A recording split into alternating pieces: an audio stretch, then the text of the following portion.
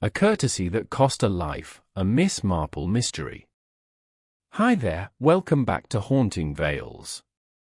Tonight's mystery begins with a simple act of courtesy, a door held open, a favor politely accepted, a kindness no one thought twice about. In St. Mary Mead, such gestures are part of daily life, noticed briefly and then forgotten. But this particular courtesy sets a chain of events into motion that ends in tragedy. The villagers call it an unfortunate accident, the sort of thing that happens when people are being thoughtful.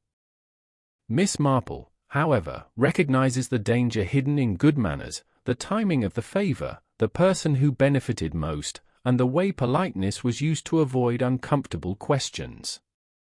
As she looks closer, it becomes clear that the act was never innocent at all. It was carefully offered, carefully accepted, and fatally exploited. Because in St. Mary Mead, even kindness can be weaponized. Before we uncover how a simple courtesy led to murder, don't forget to subscribe for more haunting Miss Marple mysteries on Haunting Vales. Chapter 1: A Courtesy That Cost a Life. St. Mary Mead had always believed in manners. The village prized them as highly as it did its hedges, trimmed neatly and never allowed to grow wild. Politeness was the oil that kept everything moving smoothly, from the passing greetings on the lane to the careful exchanges over teacups on Sunday afternoons. It was a place where no one raised their voice and no one asked questions too directly.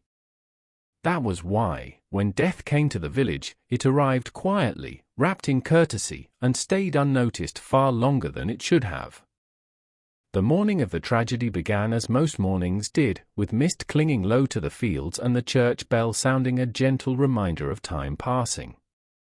Miss Jane Marple sat by the window of her cottage, knitting steadily, her eyes occasionally lifting to observe the road outside. She had long learned that the smallest details were the ones that mattered most, though the village often dismissed them as nothing at all. A hesitation before a greeting, a pause too long before answering a simple question, or a smile that appeared just a fraction too late. These were the things that spoke volumes to her, though few ever realized she was listening. Across the green stood Hawthorne House, the neat and respectable home of Mr. Leonard Crowley. He was a man admired by many, not because he was particularly warm or generous, but because he was unfailingly polite. He never forgot a name, never missed a church service, and never failed to offer his seat to a lady. If courtesy were a currency, Leonard Crowley would have been the richest man in St. Mary Mead. That, Miss Marple thought quietly, was often how such men escaped notice when they ought not to. Leonard Crowley had lived alone since the death of his sister, Eleanor, some 5 years earlier. Eleanor had been the sharper of the two, a woman with a keen tongue and an unerring memory. She had handled the household affairs, the finances, and, some whispered, the secrets. After her passing, Leonard remained, courteous as ever, but curiously lighter in manner, as though a weight had been lifted. No one remarked upon it openly, of course. That would have been impolite. On this particular morning, Leonard had invited several villagers to tea. It was nothing unusual. He was known for these small gatherings, always modest, always perfectly arranged. Among the guests were Mrs. Violet Hartley, the vicar's wife, whose smile rarely reached her eyes, Mr. Edwin Price, a retired solicitor who noticed far more than he admitted, and young Clara Finch, newly arrived to the village and still eager to please. Miss Marple herself had been invited but had declined, citing a headache. In truth, she preferred to observe from a distance, where manners loosened just enough to reveal their cracks. The gathering passed pleasantly enough, at least on the surface. Tea was poured with careful hands, cakes were offered twice but never a third time, and conversation circled safely around the weather and parish matters. Leonard presided over it all with gentle authority, ensuring no one spoke out of turn and no silence lingered long enough to become uncomfortable.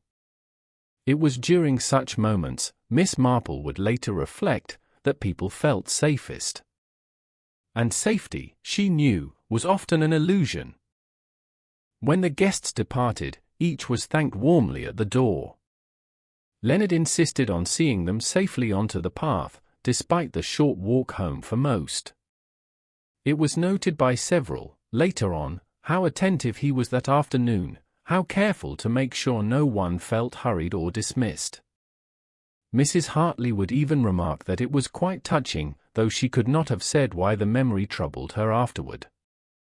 Leonard was found dead the following morning. The discovery was made by Mrs. Potter, the charwoman, who arrived promptly at 8 as she always did. She found him seated at the small writing desk in his study, head bowed slightly as though in thought. At first, she assumed he was asleep. It was only when she spoke his name and received no reply that she noticed the unnatural stillness of his body. The teacup beside him was untouched, the contents cold and undisturbed. The room itself was immaculate, as if nothing out of the ordinary had occurred. The doctor would later say that Leonard Crowley had been dead for several hours, likely since late evening. There were no signs of struggle, no visible wounds, and no disorder in the room. It was, by all appearances, a peaceful death. The kind that allowed the village to breathe a sigh of relief and tell itself there had been nothing sinister at all. But Miss Marple did not breathe easily. She visited Hawthorne House that afternoon, offering her condolences and quiet assistance. No one questioned her presence. After all, it would have been rude to refuse an elderly lady who wished only to help. She moved slowly through the rooms, her knitting tucked under one arm, her eyes missing nothing. She noted the position of the chair, the placement of the teacup, and the faint scent of something unfamiliar lingering in the air. Not unpleasant, merely out of place. The village buzzed with restrained speculation. People spoke in lowered voices, careful not to accuse or offend. It was suggested that Leonard's heart had simply given out, that stress or age had caught up with him. Others murmured about his sister, Eleanor, and wondered if illness ran in the family. No one mentioned the tea gathering directly. No one wanted to imply that courtesy itself could hide something darker. Miss Marple, however, remembered Eleanor Crowley well. She remembered her sharp questions and her refusal to accept polite half-truths. Eleanor had once confided that Leonard relied too much on appearances, that he believed good manners could smooth over anything. At the time, Miss Marple had smiled and agreed. Now, she wondered what Eleanor had known, and whom. As the afternoon light faded, Miss Marple sat once more by her window, knitting forgotten in her lap. The village was already settling into its familiar rhythm, eager to move on, eager to believe that nothing truly dreadful could happen in such a well-mannered place. But Miss Marple knew better. She had seen, time and again, how evil preferred to wear a pleasant face. Courtesy, she reflected, was a powerful shield. It discouraged questions, softened suspicions, and allowed people to look away without guilt. And somewhere within that shield, a life had been quietly taken. The question was not whether Leonard Crowley had been murdered. Miss Marple was already certain of that. The question, far more troubling, was who had benefited from everyone being too polite to look closely enough. Chapter 2, When Courtesy Became a Shield. St. Mary Mead responded to death the way it always did, with restraint. Curtains were drawn slightly earlier than usual, voices lowered, and expressions carefully composed into shapes of concern that revealed very little. The village preferred grief that did not disturb the peace, and Leonard Crowley's death, neat and silent, seemed to suit that preference far too well. The doctor's opinion of natural causes was repeated often, not because it was proven, but because it was comfortable. Miss Marple attended the informal gathering at the vicarage 2 days later, where condolences were exchanged alongside tea and thin slices of cake. It was the sort of gathering that allowed people to discuss tragedy without ever naming it directly. Leonard's name surfaced politely, followed by phrases like "such a shame" and "so unexpected," before drifting quickly into safer subjects. Miss Marple listened, her mild expression encouraging others to speak freely, which they often did when they believed no judgment would follow. Mrs. Violet Hartley spoke at length, as she often did, about Leonard's kindness. She recalled his careful manners, his habit of standing whenever a lady entered the room, and his insistence on seeing guests safely to the gate. Yet as she spoke, she avoided mentioning the tea gathering on the afternoon before his death. The omission was noticeable, though no one commented on it. Courtesy, Miss Marple thought, often expressed itself most clearly in what people chose not to say. Mr. Edwin Price, seated quietly near the window, eventually offered his own observations. He remarked that Leonard had seemed unusually distracted during their last meeting, though still polite to a fault. His words were measured, careful not to imply suspicion. As a retired solicitor, he understood the power of suggestion and the danger of speaking too plainly. Miss Marple noticed how his fingers tightened briefly around his teacup before relaxing again. He had noticed more than he wished to admit. Young Clara Finch said very little. She sat with her hands folded in her lap, nodding at appropriate moments, her face pale beneath her polite smile. Miss Marple watched her closely. Newcomers often tried hardest to fit in, and in doing so, sometimes revealed truths long hidden by familiarity. Clara had attended Leonard's tea that afternoon, yet she spoke as though she wished the memory erased entirely. After the gathering, Miss Marple took a longer route home, passing Hawthorne House once more. The windows were dark now, the house already beginning to feel like an empty shell. She paused at the gate, recalling Eleanor Crowley's sharp voice and restless presence. Eleanor had not been a woman to accept appearances without question. It seemed increasingly likely to Miss Marple that Eleanor's death, years earlier and dismissed as illness, might not have been as simple as the village believed. Miss Marple's thoughts turned to motive, that most essential and often overlooked element.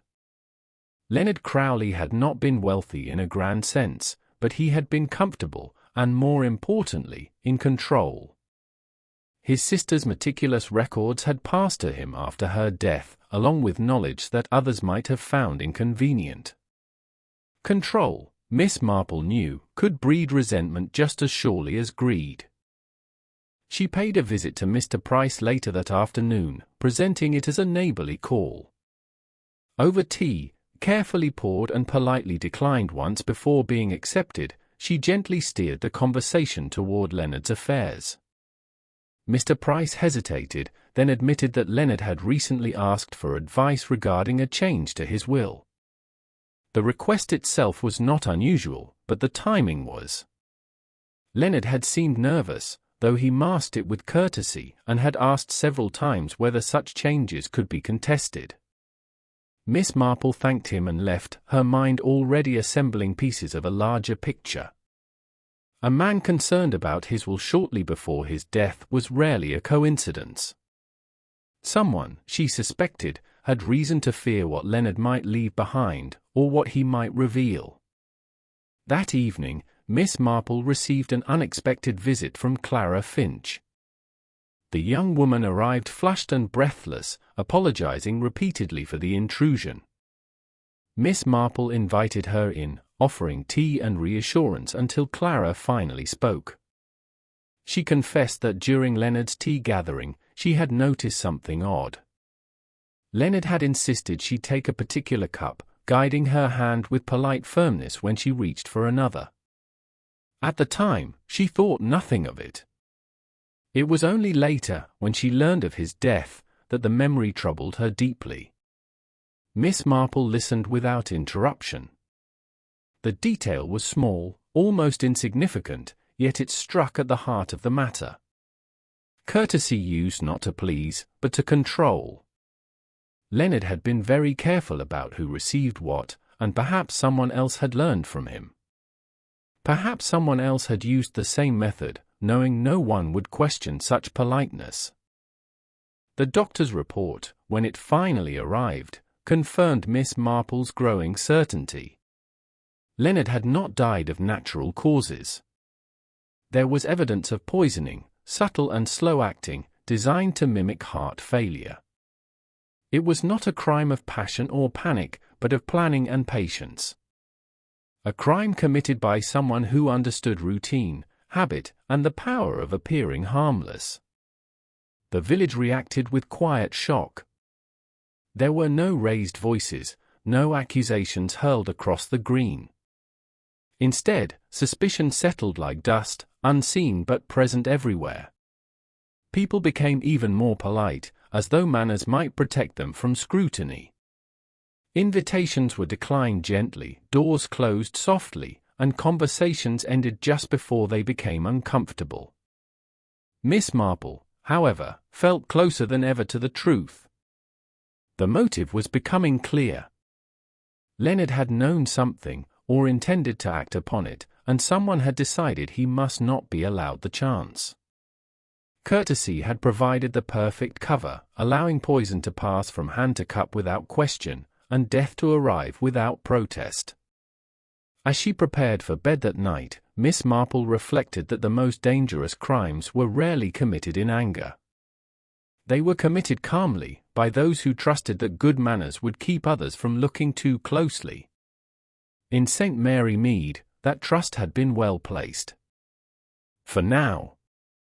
Chapter 3: The Courtesy That Cost a Life. The truth, Miss Marple knew, would not arrive with drama. It would come quietly, as everything else in St. Mary Mead did. People here did not confess in bursts of emotion. They revealed themselves in careful choices, polite habits, and the steady belief that no one would dare question them directly. That belief, Miss Marple reflected as she prepared for the final step, was the greatest weakness of all. She invited Mrs. Violet Hartley, Mr. Edwin Price, and Clara Finch to her cottage the following afternoon, presenting the gathering as nothing more than a neighborly tea. Each accepted, relieved, perhaps, to attend something that felt normal again. Courtesy compelled them to come. Courtesy, Miss Marple thought, would also keep them seated long enough to hear the truth. They settled into their chairs as tea was poured. Miss Marple moved slowly, deliberately, allowing the room to settle into silence before she spoke. She began not with accusation, but with memory. She spoke of Leonard Crowley's unfailing manners, his careful attention to detail, and his belief that politeness could solve any difficulty. Heads nodded in agreement. No one felt threatened yet. Then Miss Marple shifted, gently, toward Eleanor Crowley. She reminded them of Eleanor's sharp mind and her habit of keeping records. Mr. Price stiffened slightly. Mrs. Hartley's smile tightened. Clara looked down at her cup. Miss Marple explained that Eleanor had discovered irregularities in Leonard's affairs, small at first, then impossible to ignore. Leonard had been quietly diverting funds from parish donations and private trusts, believing no one would ever question a man so polite and dependable. Eleanor, however, had intended to expose him. Her sudden illness and death, Miss Marple revealed, followed a familiar pattern. A slow poison, carefully measured, leaving no obvious trace. Leonard had learned then how effective courtesy could be, how easily suspicion dissolved when wrapped in good manners. With Eleanor gone, Leonard inherited both her records and her silence. Mrs. Hartley protested softly, insisting Leonard would never do such a thing. Miss Marple did not contradict her directly. Instead, she explained Leonard's growing fear in recent months. He had discovered that Eleanor had hidden copies of her records, and he had begun to suspect that someone else knew the truth. That fear had driven him to consult Mr. Price about altering his will, hoping to control what might be revealed after his death. Mr. Price admitted this, his voice steady but subdued. He had not known the full reason at the time, only that Leonard seemed anxious in a way that politeness could not entirely conceal. Miss Marple then turned to Clara Finch. She spoke kindly, reassuringly, explaining that Clara had been chosen not as a victim, but as a witness Leonard did not realize he was creating. Leonard's insistence on directing Clara to a particular teacup was not random. That cup had already been prepared. Leonard had planned to poison someone else that afternoon, someone he believed possessed Eleanor's records. The plan failed because Leonard misjudged the situation. Mrs. Hartley, careful and observant, had switched cups politely, not wishing to offend Clara by taking what appeared to be her place. Leonard noticed too late. Courtesy prevented him from protesting without drawing attention. He drank instead, believing he could survive a small dose. He was wrong. Silence filled the room. Mrs. Hartley's face drained of color as understanding dawned. She admitted then, quietly, that Eleanor had confided in her years ago. Eleanor had given her copies of the records for safekeeping. Mrs. Hartley had said nothing, believing Leonard's charm meant Eleanor must have been mistaken. Her politeness, her reluctance to interfere, had allowed Leonard's crimes to continue unchecked. Miss Marple explained that Mrs. Hartley had not intended to kill Leonard. Her only fault was silence. The true cruelty lay in Leonard's own belief that manners could protect him from consequence. His final act of courtesy, accepting the switched cup without protest, sealed his fate. The authorities would later confirm Miss Marple's account. The poison, the records, and the pattern of deaths left no room for doubt. Leonard Crowley had lived by courtesy and died by it, undone by the very weapon he trusted most. As her guests departed, each thanked Miss Marple politely, their voices subdued, their steps slower than when they arrived. The village would recover, she knew. It always did. But perhaps, just perhaps, someone would think twice before letting manners stand in the way of truth. Miss Marple returned to her chair by the window as evening settled over St. Mary Mead. She picked up her knitting, the steady rhythm calming her thoughts. Evil, she reflected, rarely shouted. It whispered, smiled, and waited for everyone to look away. And it was only by listening closely that one could hear it at all. If you enjoyed this mystery and want more quiet crimes and hidden truths from St. Mary Mead, do take a moment to like this video, share it with fellow lovers of classic mysteries, and subscribe to the channel. Your support helps bring more stories like this to life, where every smile may hide a secret, and every courtesy may carry a cost.